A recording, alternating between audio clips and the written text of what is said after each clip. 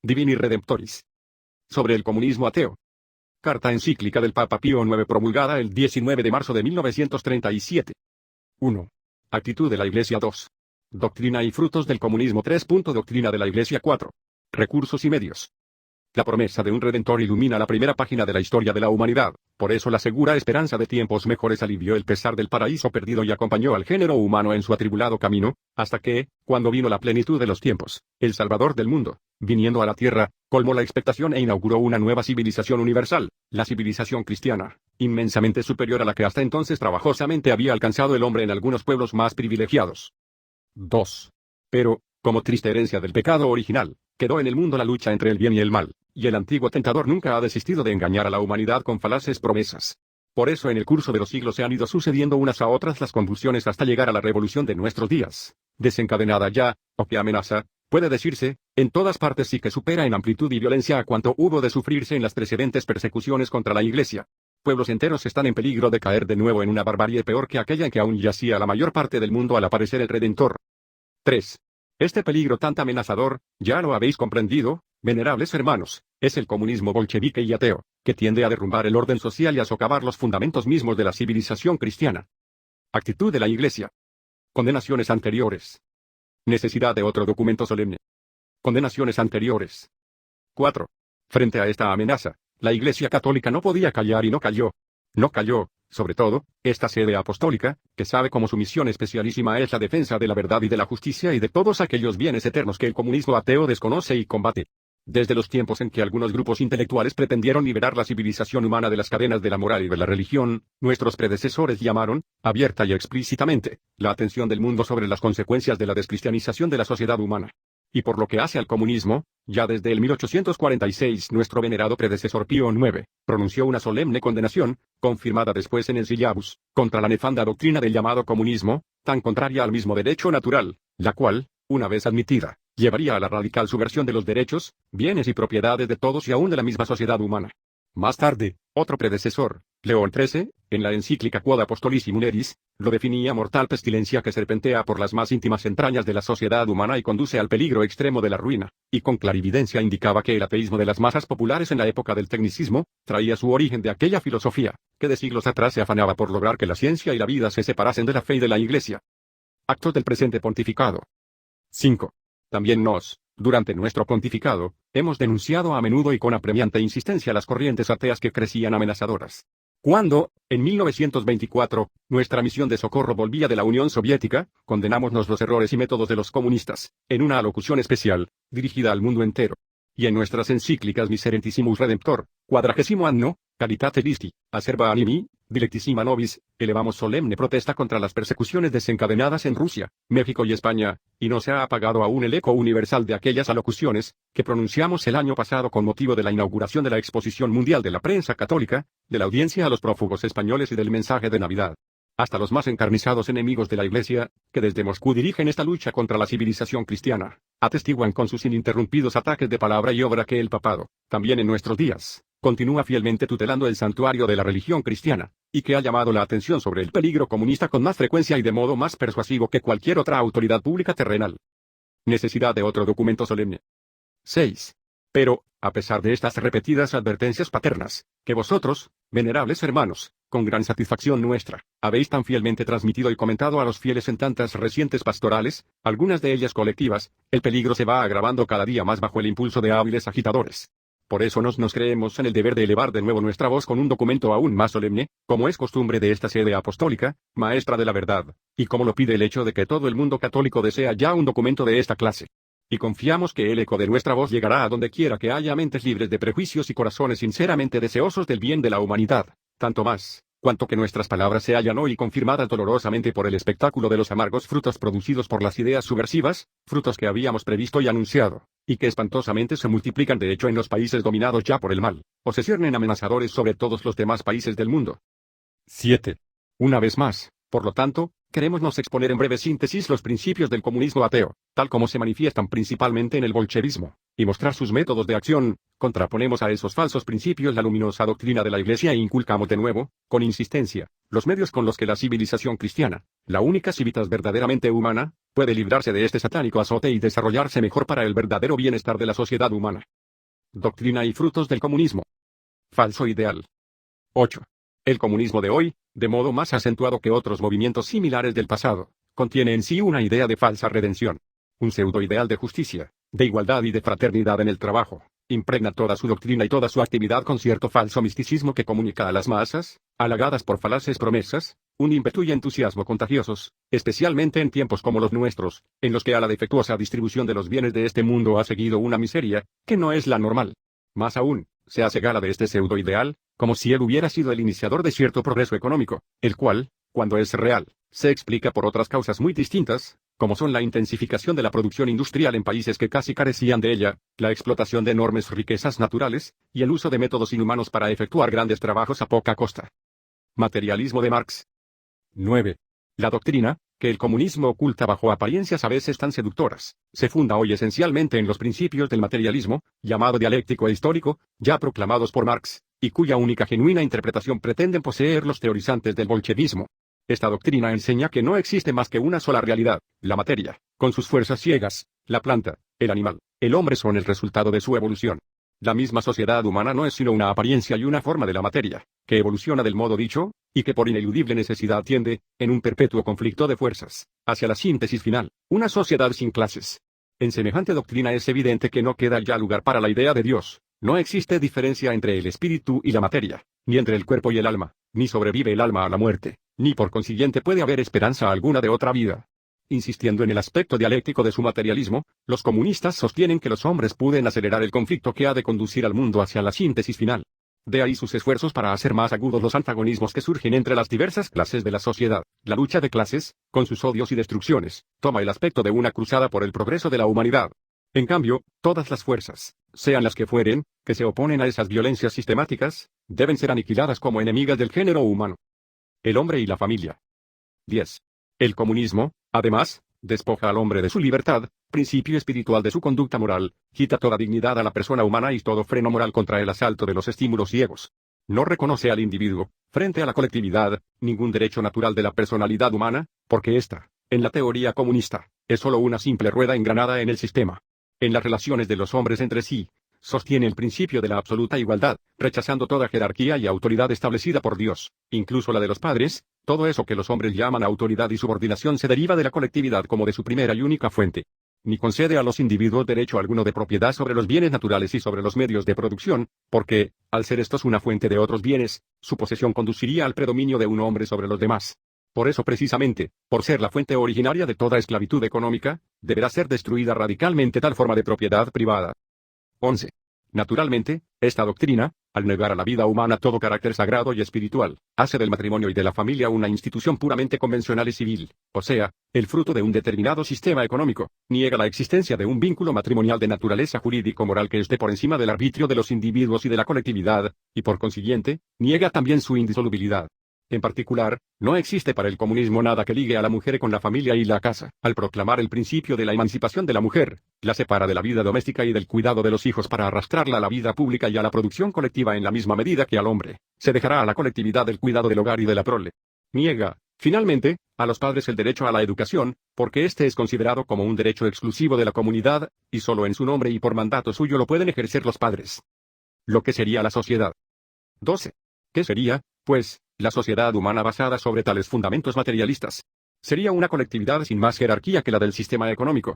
Tendría como única misión la de producir bienes por medio del trabajo colectivo, y como único fin el goce de los bienes de la tierra en un paraíso en el que cada cual daría según sus fuerzas y recibiría según sus necesidades. El comunismo reconoce a la colectividad el derecho, o más bien, el arbitrio ilimitado de obligar a los individuos al trabajo colectivo, sin atender a su bienestar particular, aun contra su voluntad y hasta con la violencia. En esa sociedad, tanto la moral como el orden jurídico ya no serían sino una emanación del sistema económico de cada momento, es decir, de origen terreno, mudable y caduco. En una palabra, se pretende introducir una nueva época y una nueva civilización, fruto exclusivo de una evolución ciega a una humanidad sin Dios. 13. Cuando ya todos hayan adquirido las cualidades colectivas, y en aquella utópica sociedad no haya diferencia alguna de clases, el Estado político, que ahora se concibe solo como instrumento de la dominación de los capitalistas para esclavizar a los proletarios, perderá toda su razón de ser y se disolverá. Pero hasta que no se realice aquella feliz condición, el Estado y el poder estatal es para el comunismo el medio más eficaz y universal de conseguir su fin. 14. Venerables hermanos, tal es el nuevo evangelio, que el comunismo bolchevique y ateo pretende anunciar a la humanidad como un mensaje de salvación y de redención. Sistema lleno de errores y sofismas, opuesto a la razón y a la revelación divina, subversivo del orden social, porque destruye sus bases fundamentales, desconocedor del verdadero origen, naturaleza y fin del Estado, negador de los derechos de la personalidad humana, de su dignidad y libertad. Promesas deslumbradoras. 15. Pero, como un tal sistema, anticuado ya hace mucho tiempo en el terreno científico, desmentido por la realidad de los hechos, como decimos, semejante sistema ha podido difundirse tan rápidamente en todas las partes del mundo. La explicación está en el hecho de que son muy pocos los que han podido penetrar en la verdadera naturaleza del comunismo, los más, en cambio, ceden a la tentación, hábilmente presentada bajo promesas las más deslumbradoras. Con el pretexto de no querer sino la mejora de la suerte de las clases trabajadoras, de suprimir los abusos reales causados por la economía liberal y de obtener de los bienes terrenos una más justa distribución, fines sin duda, del todo legítimos, y, aprovechándose de la crisis económica mundial, ha conseguido lograr que su influencia penetre aún en aquellos grupos sociales que, por principio, rechazan todo materialismo y todo terrorismo. Y como todo error contiene siempre una parte de verdad, este aspecto de verdad al que hemos hecho alusión, es puesto astutamente de relieve, según los tiempos y lugares para cubrir, cuando conviene, la brutalidad repugnante e inhumana de los principios y métodos del comunismo, así logra seducir aún a espíritus no vulgares hasta convertirlos en apóstoles junto a las jóvenes inteligencias poco preparadas aún para advertir sus errores intrínsecos. Los corifeos del comunismo saben también aprovechar los antagonismos de raza, las divisiones y oposiciones de los diversos sistemas políticos y hasta la desorientación reinante en el campo de la ciencia sin Dios, para infiltrarse en las universidades y corroborar con argumentos pseudocientíficos los principios de su doctrina. El liberalismo le preparó el camino. 16. Y para comprender cómo el comunismo ha conseguido que las masas obreras lo hayan aceptado sin discusión, conviene recordar que los trabajadores estaban ya preparados por el abandono religioso y moral en el que los había dejado la economía liberal. Con los turnos de trabajo, incluso el domingo, no se les daba tiempo ni aún para cumplir sus más graves deberes religiosos de los días festivos, no se pensaba en construir iglesias junto a las fábricas, ni en facilitar el trabajo del sacerdote, al contrario, se continuaba promoviendo positivamente el laicismo. Ya se recogen los frutos de errores tantas veces denunciados por nuestros predecesores y por nos mismos, no cabe maravillarse de que en un mundo, hace ya tiempo tan intensamente descristianizado, se propague, inundándolo todo, el error comunista. Propaganda astuta y vastísima. 17. Además, esta difusión tan rápida de las ideas comunistas, que se infiltran en todos los países, grandes y pequeños, civilizados o retrasados, de modo que ningún rincón de la tierra se ve libre de ellas, se explica por una propaganda verdaderamente diabólica, tal como jamás conoció el mundo, propaganda dirigida desde un solo centro y hábilmente adaptada a las condiciones de los diversos pueblos, propaganda que dispone de grandes medios económicos, de organizaciones gigantescas, de congresos internacionales, de innumerables fuerzas bien adiestradas, propaganda que se hace en folletos y revistas, en el cinematógrafo y en el teatro, en la radio, en las escuelas y hasta en las universidades, y que penetra poco a poco en todas las clases sociales, aún en las más sanas, sin que se aperciban casi del veneno que insensiblemente va infiltrándose cada vez más en todos los espíritus y en los corazones todos. Conspiración del silencio. 18. Un tercer y muy poderoso factor contribuye a la intensa difusión del comunismo, esa verdadera conspiración del silencio en la mayor parte de la prensa mundial no católica. Decimos conspiración, porque no se puede explicar de otro modo que una prensa tan ávida de poner de relieve aún los más menudos incidentes cotidianos, haya podido pasar en silencio, tanto tiempo, los horrores cometidos en Rusia, en México y también en gran parte de España, y hable relativamente tampoco de organización mundial tan vasta como el comunismo moscovita. Silencio debido en parte a razones de una política poco previsora, silencio, apoyado por diversas organizaciones secretas que hace tiempo tratan de destruir el orden social cristiano. Consecuencias dolorosas. 19. Mientras tanto, ante nuestros ojos tenemos las dolorosas consecuencias de esa propaganda. Allí donde el comunismo ha logrado afirmarse y dominar nuestro pensamiento va ahora con singular afecto paternal a los pueblos de Rusia y México, se ha esforzado por todos los medios en destruir desde sus cimientos, así lo proclama abiertamente, la civilización y la religión cristiana, borrando hasta su recuerdo en el corazón de los hombres, especialmente de la juventud. Obispos y sacerdotes desterrados, condenados a trabajos forzados, fusilados, asesinados de modo inhumano, simples seglares, solo por haber defendido la religión, han sido detenidos por sospechosos, vejados, perseguidos y llevados a prisiones y tribunales. 20. También allí donde, como en nuestra queridísima España, el azote comunista no ha tenido aún tiempo para hacer sentir todos los efectos de sus teorías, se ha desencadenado, En desquite, con la violencia más furibunda. No ha derribado alguna que otra iglesia, algún que otro convento, sino que, siempre que le fue posible, destruyó todas las iglesias, todos los conventos y hasta toda huella de religión cristiana, aunque se tratase de los más insignes monumentos del arte y de la ciencia. El furor comunista no se ha limitado a matar obispos y millares de sacerdotes, de religiosos y religiosas, escogiendo precisamente a los que con mayor celo se ocupaban de los obreros y de los pobres, sino que ha hecho un número mucho mayor de víctimas entre los seglares de toda clase, que aún ahora son asesinados cada día, en masa, por el mero hecho de ser buenos cristianos, o, al menos contrarios al ateísmo comunista. Destrucción tan espantosa se lleva a cabo con un odio, una barbarie y una ferocidad que no se hubiera creído posible en nuestro siglo. Todo hombre de buen juicio, todo hombre de Estado, consciente de su responsabilidad, temblará de horror al pensar que cuanto hoy sucede en España, tal vez pueda repetirse mañana en otras naciones civilizadas. Frutos naturales del sistema. 21. Ni se diga que tales atrocidades son un fenómeno transitorio, que suele acompañar a todas las grandes revoluciones, o excesos aislados de exasperación, comunes a toda guerra. No, son frutos naturales de un sistema falto de todo freno interior.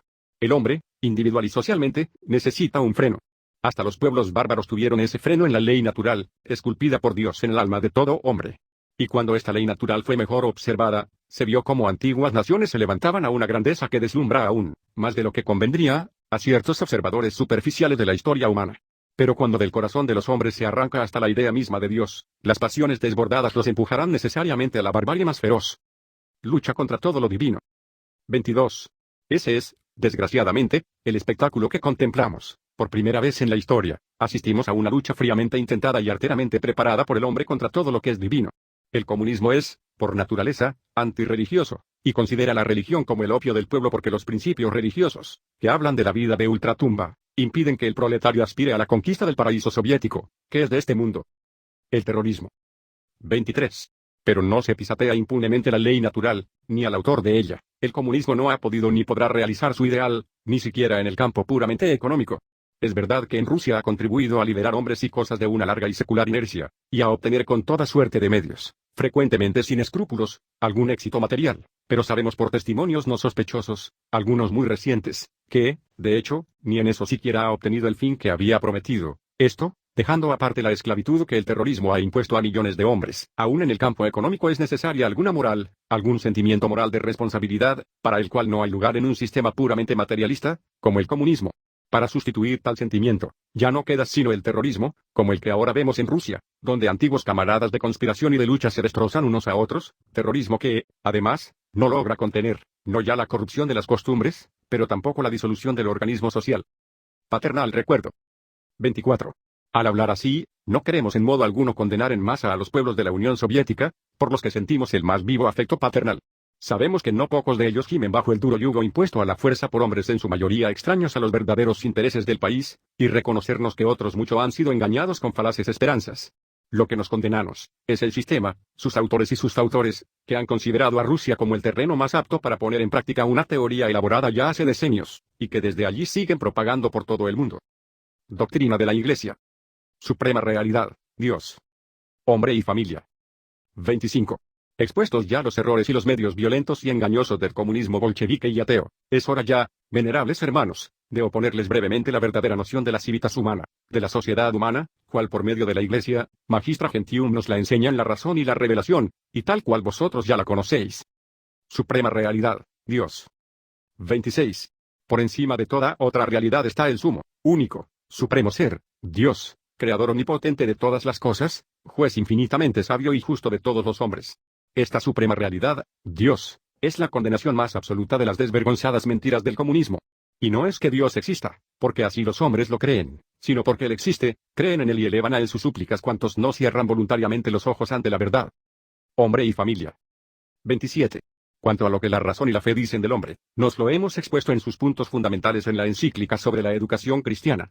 El hombre tiene un alma espiritual e inmortal, es una persona, adornada admirablemente por el Creador con dones de cuerpo y de espíritu, un verdadero microcosmos, como decían los antiguos, esto es, un pequeño mundo, que excede con mucho en valor a todo el inmenso mundo inanimado.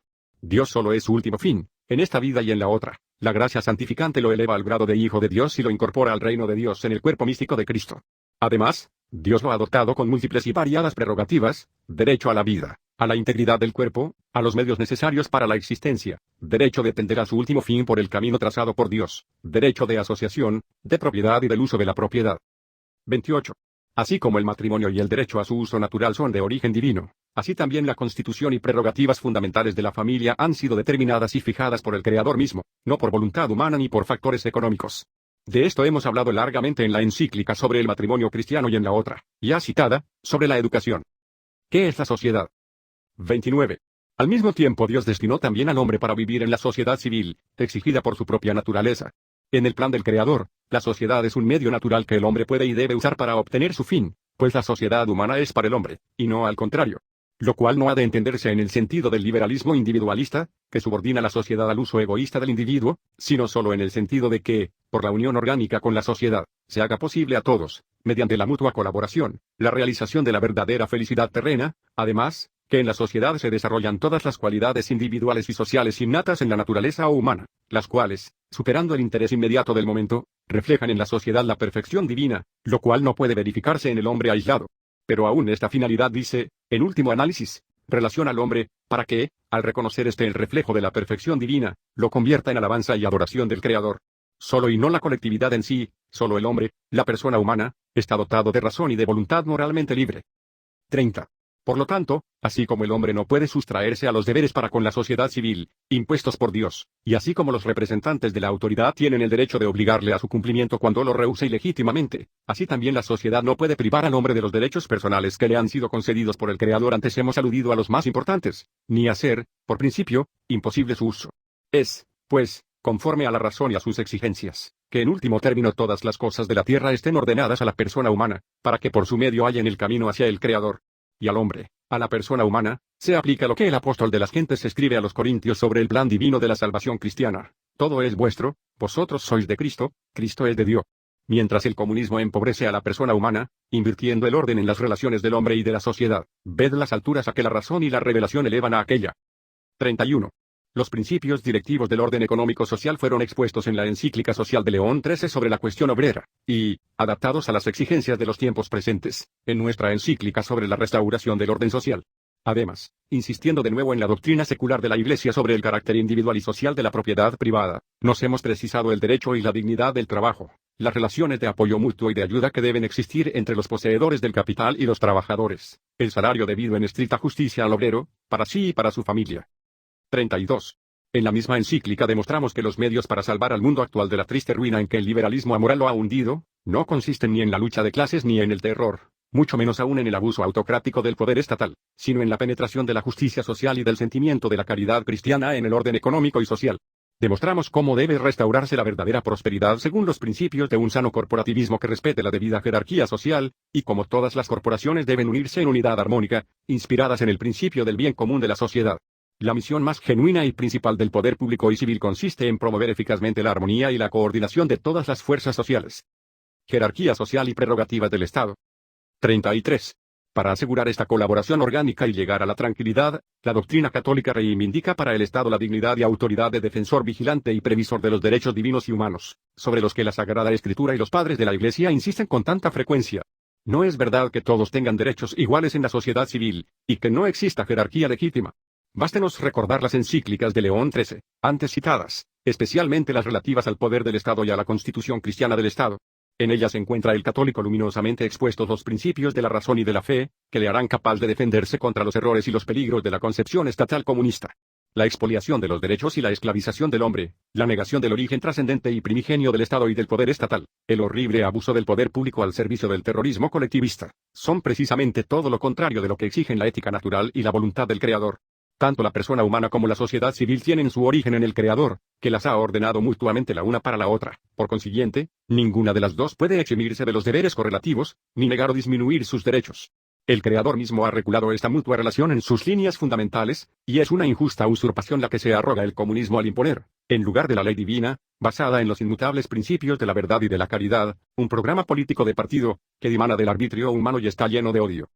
Belleza de esta doctrina de la Iglesia. 34. La Iglesia, al enseñar esta luminosa doctrina, no tiene otra mira que la de realizar el feliz anuncio cantado por los ángeles sobre la gruta de Belén al nacer el Redentor: gloria a Dios y paz a los hombres, paz verdadera y verdadera felicidad, aún aquí abajo, en cuanto es posible, con miras y preparación a la felicidad eterna, pero paz reservada a los hombres de buena voluntad. Esta doctrina se aparta tanto de los errores extremos como de las exageraciones de los partidos políticos y de sus teorías y métodos, y aquella se mantiene siempre en el equilibrio de la verdad y de la justicia, equilibrio que reivindica en la teoría, aplica y promueve en la práctica, al conciliar los derechos y los deberes de los unos con los de los otros, como la autoridad con la libertad, la dignidad del individuo con la del Estado, la personalidad humana en el súbdito con la representación divina en el superior y, por lo tanto, la sumisión debida, y el amor ordenado de sí y de la familia y de la patria, con el amor de las demás familias y pueblos, fundado en el amor de Dios, Padre de todos, primer principio y último fin. La justa preocupación de los bienes temporales no separa de la solicitud por los eternos. Si subordina los primeros a los segundos, según la palabra de su divino fundador, buscad primero el reino de Dios y su justicia, y todo lo demás se os dará por añadidura, está, sin embargo, muy lejos de desinteresarse de las cosas humanas y de impedir el progreso y las ventajas materiales de la sociedad, antes bien las ayuda y las promueve del modo más razonable y eficaz. Así, en el terreno económico y social, aunque jamás haya presentado la Iglesia un determinado sistema técnico, por no ser de su incumbencia, sin embargo, ha fijado claramente los principios y las normas que, aun admitiendo de hecho las más diversas aplicaciones concretas según las varias condiciones de tiempos, lugares y pueblos, indican el camino seguro para obtener el feliz progreso de la sociedad. 35. La sabiduría y suma utilidad de esa doctrina está admitida por cuantos verdaderamente la conocen. Con razón pudieron afirmar insignes estadistas que, después de haber estudiado los diversos sistemas sociales, no habían hallado nada más sabio que los principios expuestos en las encíclicas Rerum Novarum y Quadragesimo Anno. También en países no católicos, más aún, ni siquiera cristianos, se reconoce cuán útiles son para la sociedad humana las doctrinas sociales de la Iglesia. Así, apenas hace un mes, un eminente político, no cristiano, del Extremo Oriente, no dudó en proclamar que la Iglesia con su doctrina de paz y de fraternidad cristiana aporta una contribución preciosa al establecimiento y mantenimiento tan laborioso de la paz constructiva entre las naciones.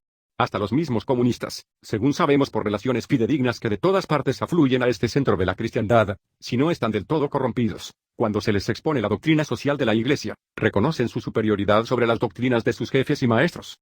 Solo los cegados por la pasión y por el odio cierran sus ojos a la luz de la verdad y la combaten obstinadamente. ¿Ha obrado la Iglesia conforme a esta doctrina? 36. Pero los enemigos de la Iglesia, aunque obligados a reconocer la sabiduría de su doctrina, acusan a la Iglesia de no haber sabido obrar en conformidad con sus principios, y por ello afirman que hay que buscar otros caminos. Toda la historia del cristianismo demuestra la falsedad e injusticia de esta acusación. Nos referimos solo, ahora, a algunos hechos característicos. El cristianismo fue el primero en proclamar, en una forma, amplitud y convicción desconocidas en los siglos precedentes, la verdadera y universal fraternidad de todos los hombres de cualquier condición y estirpe. Así contribuyó poderosamente a la abolición de la esclavitud, no con revoluciones sangrientas, sino por la fuerza interna de su doctrina, que a la soberbia patricia romana le hacía ver en su esclava una hermana suya en Cristo. Fue el cristianismo, que adora al Hijo de Dios hecho hombre por amor de los hombres y convertido en hijo del artesano. Más aún, artesano también él mismo, fue el cristianismo el que elevó el trabajo manual a su verdadera dignidad, aquel trabajo manual, antes tan despreciado que hasta el probo Marco Tulio Cicerón, resumiendo la opinión general de su tiempo, no vaciló en escribir estas palabras, de las que hoy se avergonzaría todo sociólogo: todos los artesanos se ocupan en oficios despreciables, puesto que en el taller no puede haber nada de noble. 37. Fiel a estos principios, la Iglesia ha regenerado a la sociedad humana. Bajo su influencia surgieron admirables obras de caridad, potentes gremios de artesanos y trabajadores de toda categoría, despreciados como algo medieval por el liberalismo del siglo pasado, pero que hoy son admiración de nuestros contemporáneos, que en muchos países tratan de restablecer siquiera en su idea fundamental. Y cuando otras corrientes ponían obstáculos a la obra de impedían el influjo saludable de la Iglesia, esta, siempre y hasta nuestros días, continúa amonestando a los extraviados. Baste recordar con qué firmeza, energía y constancia nuestro predecesor León XIII reivindicó para el obrero el derecho de asociación que el liberalismo, dominante en los estados más o menos poderosos, se empeñaba en negarle. Y este influjo de la doctrina de la Iglesia es, aún en estos tiempos, más grande de lo que parece, porque grande y cierto, aunque invisible y difícil de calcular, es el predominio de las ideas sobre los hechos. 38. Se puede decir, en verdad, que la Iglesia, a semejanza de Cristo, pasa a través de los siglos haciendo bien a todos. No habría ni socialismo ni comunismo, si quienes gobiernan los pueblos no hubieran despreciado las enseñanzas y las maternales advertencias de la Iglesia, pero ellos han preferido construir sobre las bases del liberalismo y del laicismo otras construcciones sociales, que parecían a primera vista potentes y grandiosas, pero que muy pronto se ha visto como carecían de sólidos fundamentos, por lo que una tras otra se van derrumbando miserablemente, como tiene que derrumbarse todo cuanto no se apoya sobre la única piedra angular que es Jesucristo. Recursos y medios. Necesidad de defensa. Renovación de la vida cristiana. Desprendimiento. Caridad cristiana. Necesidad de defensa. 39. Tal es, venerables hermanos, la doctrina de la Iglesia, la única que, como en todos los demás campos, también en el terreno social puede traer verdadera luz y ser la salvación frente a la ideología comunista. Pero es preciso que esta doctrina se realice cada vez más en la práctica de la vida, conforme al aviso del apóstol Santiago, sed obradores de la palabra, y no tan solo oidores, engañándoos a vosotros mismos. 24. Por esto, lo que más urge al presente es aplicar con energía los oportunos remedios para oponerse eficazmente a la amenazadora revolución que se está preparando. Tenemos la firme confianza de que al menos la pasión, con que los hijos de las tinieblas trabajan día y noche en su propaganda materialista y atea, servirá para estimular santamente a los hijos de la luz a un celo no desigual, y aún mayor, por honor de la majestad divina. 40. ¿Qué, pues, hacer? ¿Qué remedios emplear para defender a Cristo y la civilización cristiana contra ese tan pernicioso enemigo? Como un padre en el seno de la familia, quisiéramos nos conversar, por decirlo así, en la intimidad, sobre los deberes que la gran lucha de nuestros días impone a todos los hijos de la Iglesia, dirigiendo también nuestra paternal admonición aún a aquellos hijos que se han alejado de ella. Renovación de la vida cristiana. 41. Como en los periodos más borrascosos de la historia de la Iglesia, así hoy todavía el remedio fundamental está en una sincera renovación de la vida privada y pública, según los principios del Evangelio, en todos aquellos que se glorían de pertenecer al redil de Cristo, para que sean verdaderamente la sal de la tierra que preserva a la sociedad humana de una corrupción total. 42. Con ánimo profundamente agradecido al Padre de las Luces, de quien desciende toda dádiva buena y todo don perfecto, vemos en todas partes signos consoladores de esta renovación espiritual, no solo en tantas almas singularmente elegidas que en estos últimos años se han alzado hasta la cumbre de la más sublime santidad, y en tantas otras, cada vez más numerosas, que generosamente caminan hacia la misma luminosa meta, sino también en una piedad sentida y vivida que vuelve a florecer en todas las clases de la sociedad, aún en las más cultas, como lo hemos hecho notar en nuestro reciente motu proprio in multis solacis, del 28 de octubre pasado, con ocasión de la reorganización de la Academia Pontificia de Ciencias. 43. Pero no podemos negar que aún queda mucho por hacer en este camino de la renovación espiritual. Aún en países católicos, son demasiados los que son católicos casi solo de nombre, demasiados los que, aún observando más o menos fielmente las prácticas más esenciales de la religión que se glorían de profesar, no se preocupan de conocerla mejor ni de adquirir una convicción más íntima y profunda, y menos aún de hacer que al barniz exterior corresponda el interno esplendor de una conciencia recta y pura, que comprenda y cumpla todos sus deberes bajo la mirada de Dios. Sabemos cuánto aborrece el divino Salvador esta vana y falaz exterioridad, él, que quería que todos adorasen al Padre en espíritu y verdad. Quien no vive verdadera y sinceramente según la fe que profesa, no podrá sostenerse mucho tiempo hoy, cuando tan fuerte sopla el viento de la lucha y de la persecución, sino que será arrastrado miserablemente por este nuevo diluvio que amenaza al mundo, y así, mientras se labra su propia ruina, expondrá también al ludibrio el nombre de cristiano. Desprendimiento. 44. Y aquí queremos, venerables hermanos, insistir más particularmente sobre dos enseñanzas del Señor, que tienen especial conexión con las actuales condiciones del género humano, el desprendimiento de los bienes terrenos y el precepto de la caridad. Bienaventurados los pobres de espíritu, fueron las primeras palabras que salieron de los labios del Divino Maestro en su Sermón de la Montaña. Y esta lección es más necesaria que nunca en estos tiempos de materialismo sediento de bienes y placeres de esta tierra. Todos los cristianos, ricos y pobres, deben tener siempre fija la mirada en el cielo, recordando que no tenemos aquí ciudad permanente sino que vamos tras de la futura. Los ricos no deben poner su felicidad en las cosas de la tierra, ni enderezar sus mejores esfuerzos a conseguirlas, sino que, considerándose solo como administradores que saben cómo han de dar cuenta al Supremo Dueño, se sirvan de ellas como de preciosos medios que Dios les otorga para hacer el bien, y no dejen de distribuir a los pobres lo superfluo, según el precepto evangélico.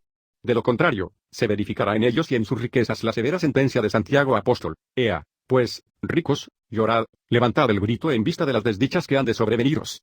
Podridos están vuestros bienes, y vuestras ropas han sido roídas por la polilla. El oro y la plata vuestra se han enmohecido, y el orín de estos metales dará testimonio contra vosotros, y devorará vuestras carnes como un fuego. Os habéis atesorado ira para los últimos días. 45. Pero también los pobres, a su vez, aunque se esfuercen, según las leyes de la caridad y de la justicia, por proveerse de lo necesario y aún por mejorar de condición, deben también permanecer siempre pobres de espíritu, estimando más los bienes espirituales que los bienes y goces terrenos. Recuerden, además, que nunca se conseguirá hacer desaparecer del mundo las miserias, los dolores, las tribulaciones a que están sujetos también los que exteriormente aparecen muy felices. Todos, pues, necesitan la paciencia, esa paciencia cristiana con que se eleva el corazón hacia las divinas promesas de una felicidad eterna. Pero vosotros, hermanos míos, diremos también con Santiago, tened paciencia hasta la venida del Señor. Mirad cómo el labrador, con la esperanza de recoger el precioso fruto de la tierra, aguarda con paciencia la lluvia temprana y la tardía. Esperad también vosotros con paciencia y reanimad vuestros corazones, porque la venida del Señor está cerca. Solo así se cumplirá la consoladora promesa del Señor: bienaventurados los pobres. Y no es este un consuelo y una promesa vana, como son las promesas de los comunistas, sino que son palabras de vida, que encierran una realidad suprema, palabras que se verifican plenamente aquí en la tierra y después en la eternidad. Muchos son, de hecho, los pobres que en estas palabras y en la esperanza del reino de los cielos proclamado ya propiedad suya, porque es vuestro el reino de Dios, hallan una felicidad que tantos ricos no encuentran en sus riquezas, siempre inquietos al estar atormentados porque desean tener aún más. Caridad cristiana. 46. Todavía más importante para remediar el mal de que tratamos, o, por lo menos, más directamente ordenado a curarlo, es el precepto de la caridad. Nos referimos a esa caridad cristiana, paciente y benigna, que evita toda apariencia de protección humillante y toda ostentación, esa caridad que desde los comienzos del cristianismo ganó para Cristo a los más pobres entre los pobres, los esclavos, y damos las gracias a todos cuantos, en las obras de beneficencia, desde las conferencias de San Vicente de Paul hasta las grandes y recientes organizaciones de asistencia social, han ejercitado y ejercitan las obras de misericordia corporal y espiritual. Cuanto más experimenten en sí mismos los obreros y los pobres lo que el espíritu de amor, animado por la virtud de Cristo, hace por ellos, tanto más se despojarán del prejuicio de que el cristianismo ha perdido su eficacia y que la Iglesia está de parte de quienes explotan su trabajo. 47. Pero cuando vemos, por un lado, una muchedumbre de indigentes que, por causas ajenas a su voluntad, están realmente oprimidos por la miseria, y por otro lado, junto a ellos, tantos que se divierten inconsideradamente y gastan enormes sumas en cosas inútiles, no podemos menos de reconocer con dolor que no solo no es bien observada la justicia, sino que tampoco se ha profundizado lo suficiente en el precepto de la caridad cristiana, ni se vive conforme a él en la práctica cotidiana. Deseamos, pues, venerables hermanos, que sea más y más explicado, de palabra y por escrito, este divino precepto, precioso distintivo dejado por Cristo a sus verdaderos discípulos, este precepto que nos enseña a ver, en los que sufren, a Jesús mismo y nos obliga a amar a nuestros hermanos como el divino Salvador nos ha amado, es decir, hasta el sacrificio de nosotros mismos, y, si es necesario, aún de la propia vida. Mediten todos a menudo aquellas palabras, consoladoras por una parte, pero terribles por otra, de la sentencia final que el juez supremo pronunciará en el día del juicio final: venid, benditos de mi Padre. Porque tuve hambre y me disteis de comer, tuve sed y me disteis de beber. En verdad os digo, siempre que lo hicisteis con alguno de estos mis más pequeños hermanos, conmigo lo hicisteis. Y por lo contrario, apartaos de mí, malditos, al fuego eterno. Porque tuve hambre y no me disteis de comer, tuve sed y no me disteis de beber. En verdad os digo, siempre que dejasteis de hacerlo con alguno de estos mis pequeños hermanos, dejasteis de hacerlo conmigo. 48. Para merecer, pues, la vida eterna y para poder socorrer eficazmente a los necesitados, es necesario volver a una vida más modesta, renunciar a los placeres, muchas veces hasta pecaminosos, que el mundo ofrece hoy en tanta abundancia, y, finalmente, olvidarse de sí mismo por el amor del prójimo. Hay una divina fuerza regeneradora en este precepto nuevo, como lo llamaba Jesús, de la caridad cristiana, cuya fiel observancia, al infundir en los corazones una paz interna que no conoce el mundo, remediará eficazmente los males que afligen a la humanidad. Deberes de estricta justicia. 49. Pero la caridad nunca será verdadera caridad si no tiene siempre en cuenta la justicia. El apóstol enseña que quien ama al prójimo, ha cumplido la ley, y da la razón, porque el no fornicar, no matar, no robar, y cualquier otro mandato, se resumen en esta fórmula: amarás a tu prójimo como a ti mismo. Sí, pues, según el apóstol, todos los deberes se reducen al único precepto de la verdadera caridad, también se reducirán a él los que son de estricta justicia, como el no matar y el no robar. Una caridad que prive al obrero del salario al que tiene estricto derecho, no es caridad, sino un vano nombre y una vacía apariencia de caridad. Ni el obrero ha de recibir como limosna lo que le corresponde por justicia, ni con pequeñas dádivas de misericordia pretenda nadie eximirse de los grandes deberes impuestos por la justicia.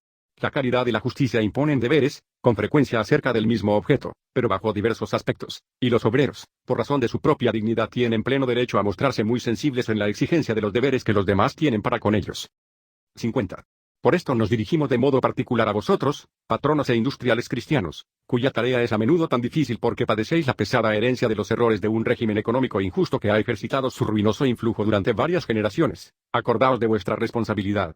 Es, por desgracia, verdad que las prácticas admitidas en ciertos sectores católicos han contribuido a quebrantar la confianza de los trabajadores en la religión de Jesucristo. No querían aquellos comprender que la caridad cristiana exige el reconocimiento de ciertos derechos debidos al obrero y que la Iglesia los ha reconocido explícitamente. ¿Qué decir de ciertos patronos católicos que en algunas partes consiguieron impedir la lectura de nuestra encíclica 40º Anno en sus iglesias patronales? ¿Qué decir de aquellos industriales católicos que todavía no han cesado de mostrarse, hasta hoy, enemigos de un movimiento obrero recomendado por nos mismos? Y no es de lamentar que el derecho de propiedad, reconocido por la Iglesia, haya sido usado algunas veces para defraudar al obrero en su justo salario y en sus derechos sociales? Justicia social.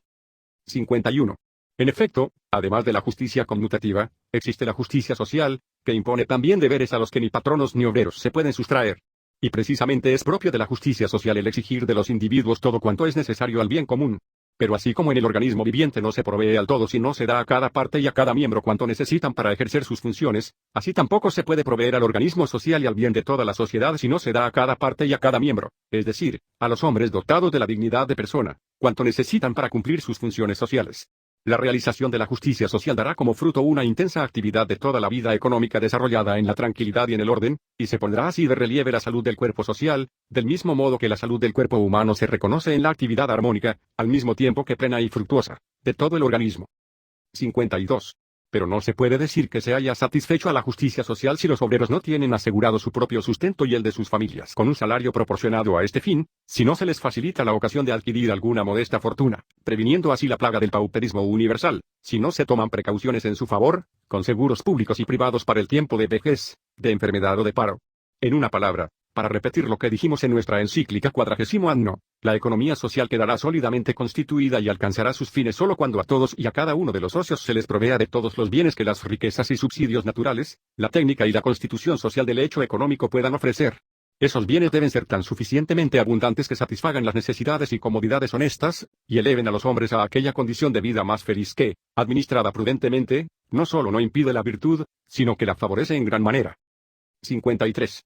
Además, sí, como sucede, con frecuencia cada vez mayor, en el salariado, la justicia no puede ser practicada por los particulares, sino a condición de que todos convengan en practicarla conjuntamente mediante instituciones que unan entre sí a los patronos, para evitar entre ellos una concurrencia incompatible con la justicia debida a los trabajadores. El deber de los empresarios y patronos es el sostener y promover estas instituciones necesarias, que son el medio normal para poder cumplir los deberes de justicia. Pero también los trabajadores deben acordarse de sus obligaciones de caridad y de justicia para con los patronos, estén persuadidos de que así pondrán mejor a salvo sus propios intereses. 54. Si se considera, pues, el conjunto de la vida económica como lo notamos ya en nuestra encíclica 40 Anno, no se conseguirá que en las relaciones económico-sociales reine la mutua colaboración de la justicia y de la caridad sino por medio de un conjunto de instituciones profesionales e interprofesionales que, fundadas sobre bases sólidamente cristianas y unidas entre sí, constituyan, bajo diversas formas adaptadas a lugares y circunstancias, lo que se llamaba la corporación. Doctrina social. 55. Para dar a esta acción social una eficacia mayor, es muy necesario promover el estudio de los problemas sociales a la luz de la doctrina de la Iglesia misma.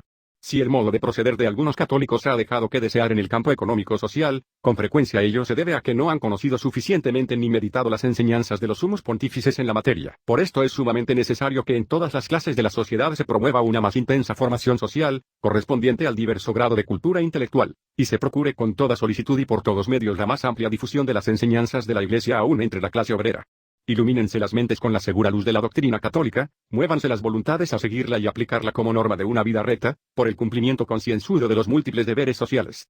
Y así se evitará esa incoherencia y discontinuidad en la vida cristiana de la que varias veces nos hemos lamentado, pues algunos miembros son aparentemente fieles al cumplimiento de sus deberes religiosos, luego, en el campo del trabajo, o de la industria, o de la profesión, o en el comercio, o en el empleo, por un deplorable desdoblamiento de conciencia, llevan una vida demasiado disconforme con las claras normas de la justicia y de la caridad cristiana, dando así grave escándalo a los débiles y ofreciendo a los malos fácil pretexto para desacreditar a la Iglesia misma. 56. Grandemente puede contribuir a esta renovación la prensa católica. Ella puede y debe, ante todo, procurar dar a conocer cada vez mejor, valiéndose de medios tan variados como atractivos, la doctrina social, informar con exactitud, pero también con la debida extensión, acerca de la actividad de los enemigos, y describir los medios de lucha que se hayan demostrado ser los más eficaces en las diversas regiones, proponer útiles sugerencias y poner en guardia contra las astucias y engaños con que los comunistas procuran, y ya lo han logrado, atraerse así a un hombre de buena fe. Contra las insidias comunistas. 57. Sobre este punto insistimos ya en nuestra alocución del 12 de mayo del año pasado, pero creemos necesario, venerables hermanos, volver a llamar acerca de ello vuestra atención de manera especial. Al principio, el comunismo se mostró cuál era en toda su perversidad, pero pronto cayó en la cuenta de que con tal proceder alejaba de sí a los pueblos, y por esto ha cambiado de táctica y procura atraerse las muchedumbres con diversos engaños, ocultando sus designios bajo ideas que en sí mismas son buenas y atrayentes. Así, ante el deseo general de paz, los jefes del comunismo fingen ser los más celosos fautores y propagandistas del movimiento por la paz mundial, pero al mismo tiempo excitan a una lucha de clases que hace correr ríos de sangre, y sintiendo que no tienen garantías internas de paz, recurren a armamentos ilimitados. Así, bajo diversos nombres y sin alusión alguna al comunismo, fundan asociaciones y periódicos que luego no sirven sino para lograr que sus ideas vayan penetrando en medios que de otro modo no les serían fácilmente accesibles, y pérfidamente procuran infiltrarse hasta en asociaciones abiertamente católicas y religiosas. Así, en otras partes, sin renunciar en lo más mínimo a sus perversos principios, invitan a los católicos a colaborar con ellos en el campo llamado humanitario y caritativo, a veces proponiendo cosas completamente conformes al espíritu cristiano y a la doctrina de la Iglesia. En otras partes llevan su hipocresía hasta hacer creer que el comunismo en los países de mayor fe o de mayor cultura tomará un aspecto más suave, y no impedirá el culto religioso y respetará la libertad de conciencia. Y hasta hay quienes, refiriéndose a ciertos cambios introducidos recientemente en la legislación soviética, deducen que el comunismo está ya para abandonar su programa de lucha contra Dios. 58. Procurad, venerables hermanos, que los fieles no se dejen engañar. El comunismo es intrínsecamente perverso, y no se puede admitir que colaboren con él, en ningún terreno, quienes deseen salvar la civilización cristiana. Y si algunos, inducidos al error, cooperasen a la victoria del comunismo en sus países, serían los primeros en ser víctimas de su ceguera. Y cuanto a las regiones, donde el comunismo consigue penetrar, más se distingan por la antigüedad y la grandeza de su civilización cristiana, tanto más devastador se manifestará allí el odio de los sin Dios. Oración y penitencia. 59. Pero si el Señor no guardare la ciudad, en vano vigila el centinela. Por esto, como último y poderosísimo remedio, os recomendamos, venerables hermanos, que en vuestras diócesis promováis e intensifiquéis del modo más eficaz el espíritu de oración, unido a la penitencia cristiana. Cuando los apóstoles preguntaron al Salvador por qué no habrían podido librar del espíritu maligno a un endemoniado, les respondió el Señor, tales demonios no se lanzan más que con la oración y el ayuno.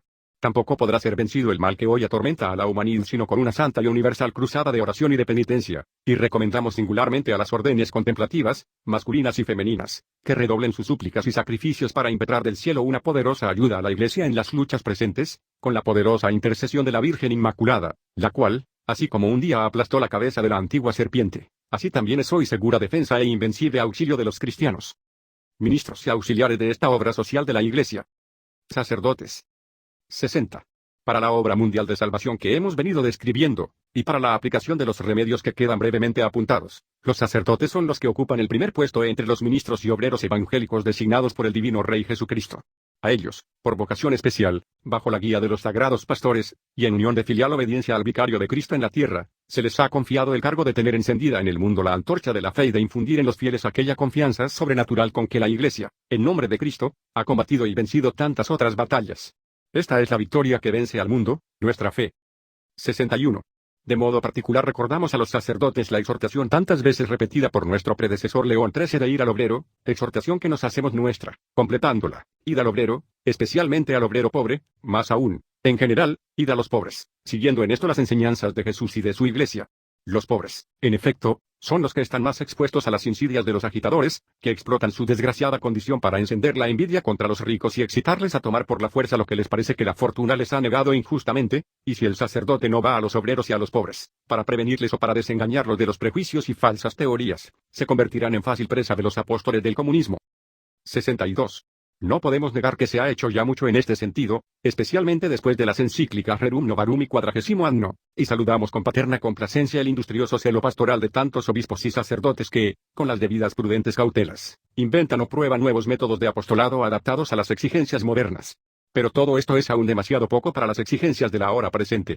Así como cuando la patria está en peligro, todo lo que no es estrictamente necesario o no está directamente ordenado a la urgente necesidad de la defensa común pasa a segunda línea, así también en nuestro caso, toda otra obra, por muy hermosa y buena que sea, debe ceder el puesto a la vital necesidad de salvar las bases mismas de la fe y de la civilización cristiana. Por consiguiente, los sacerdotes en sus parroquias, dedicándose, naturalmente, cuanto sea necesario, al cuidado ordinario de los fieles, reserven la mejor y la mayor parte de sus fuerzas y de su actividad a fin de volver a ganar las masas trabajadoras para Cristo y su Iglesia, hacer penetrar el espíritu cristiano en los medios que les son más ajenos.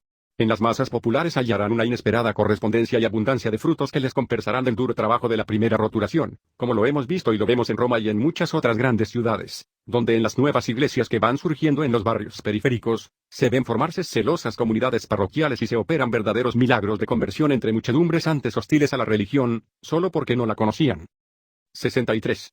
Pero el medio más eficaz de apostolado entre las muchedumbres de los pobres y de los humildes es el ejemplo del sacerdote, el ejemplo de todas las virtudes sacerdotales, tal como las hemos descrito en nuestra encíclica Ad Catholicis Sacerdotis. Mas, en el presente caso, de un modo especial es necesario un luminoso ejemplo de vida humilde, pobre, desinteresada, imitando al divino Maestro, que podía proclamar con divina franqueza: las raposas tienen madrigueras y las aves del cielo nido, mas el Hijo del Hombre no tiene sobre dónde reclinar la cabeza.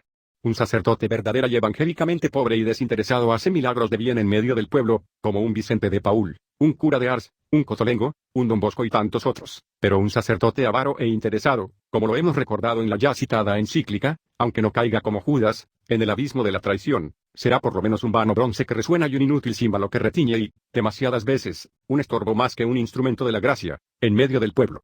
Y si el sacerdote secular o regular tiene que administrar bienes temporales por deber de oficio, recuerde que no solo ha de observar escrupulosamente cuanto prescriben la caridad y la justicia, sino que de manera especial debe mostrarse verdadero padre de los pobres. Acción católica. 64.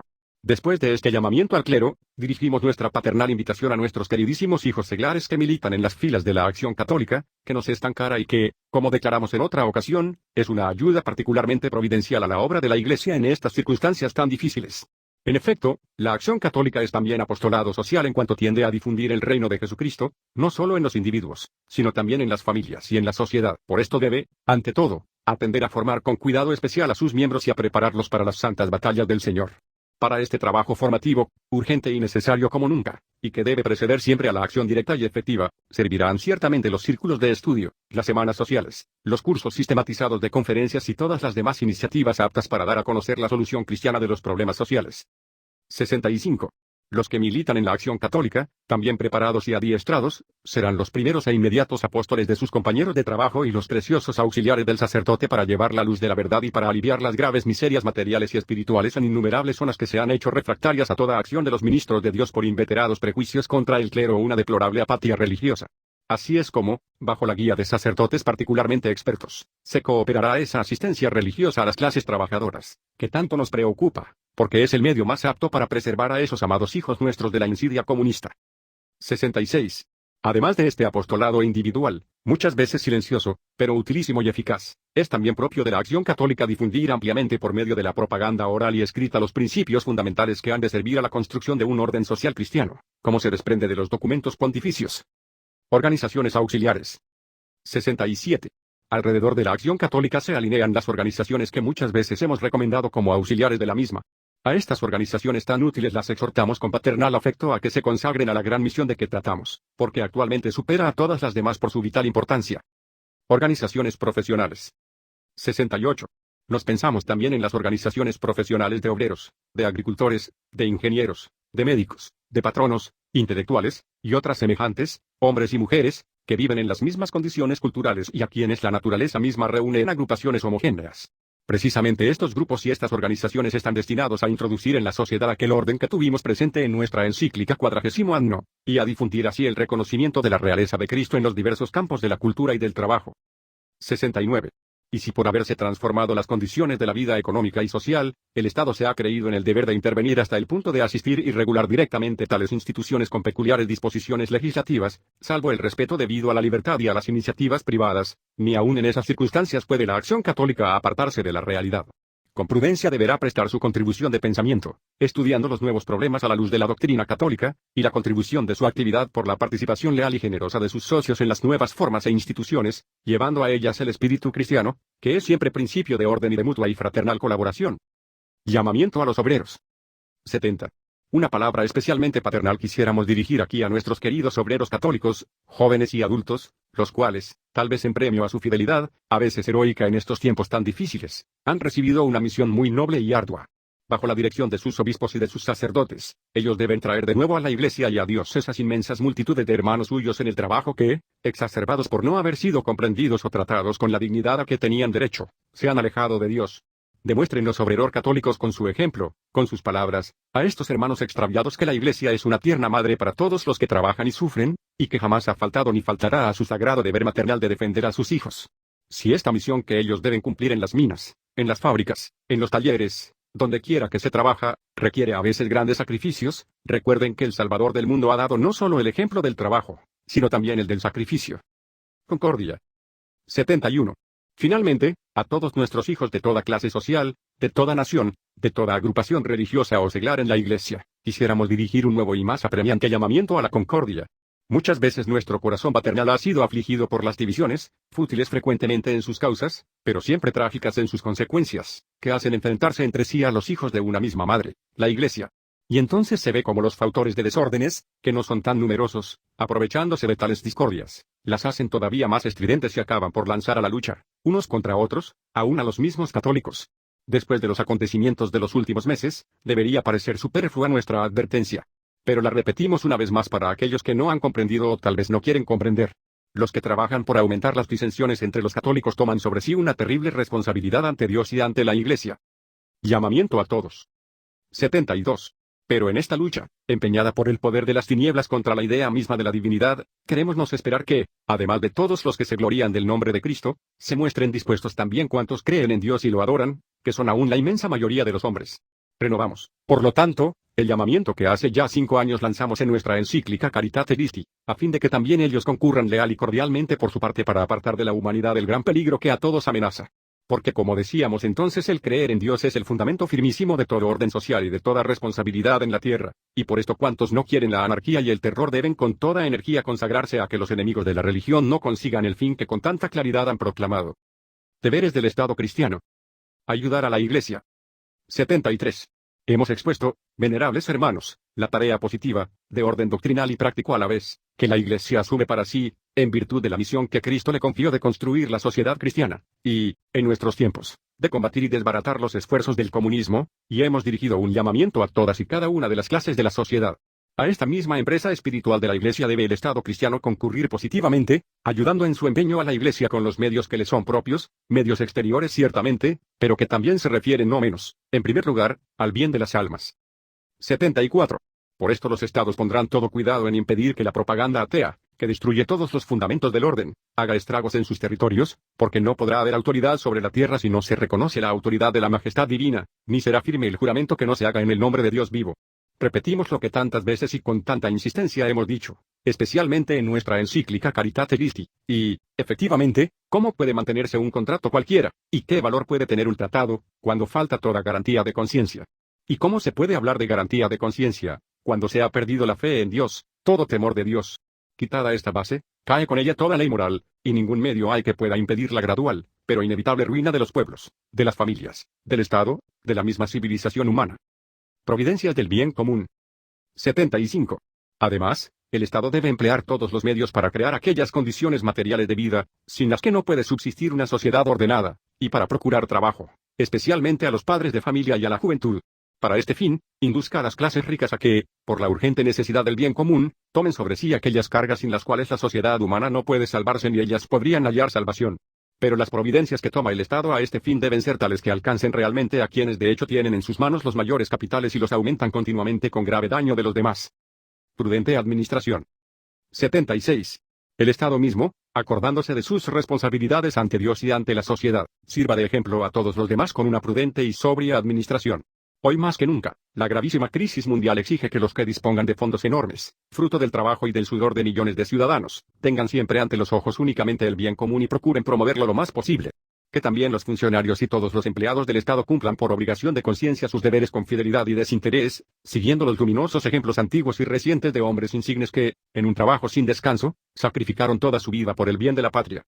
Y, finalmente, en las relaciones de los pueblos entre sí, se procure solícitamente que cuanto antes desaparezcan los impedimentos artificiales de la vida económica, nacidos de un sentimiento de desconfianza y de odio, cuando la verdad es que los pueblos de la tierra forman una única familia de Dios. Dejar libertad a la Iglesia. 77. Pero, al mismo tiempo, el Estado tiene que dejar a la Iglesia plena libertad de cumplir su misión divina y espiritual, para contribuir así poderosamente a salvar los pueblos de la terrible tormenta de la hora presente.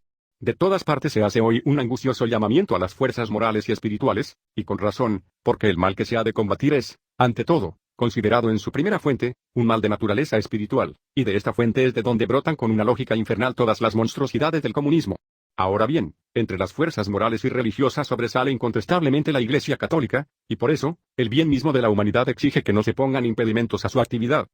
78. Obrar de otro modo, y pretender al mismo tiempo alcanzar el fin con medios puramente económicos o políticos, es dejarse arrastrar por un error peligroso. Y cuando se excluye la religión de la escuela, de la educación, de la vida pública, cuando se expone al ludibrio a los representantes del cristianismo y sus sagrados ritos, ¿no se favorece, por ventura, a aquel materialismo, de donde nace el comunismo?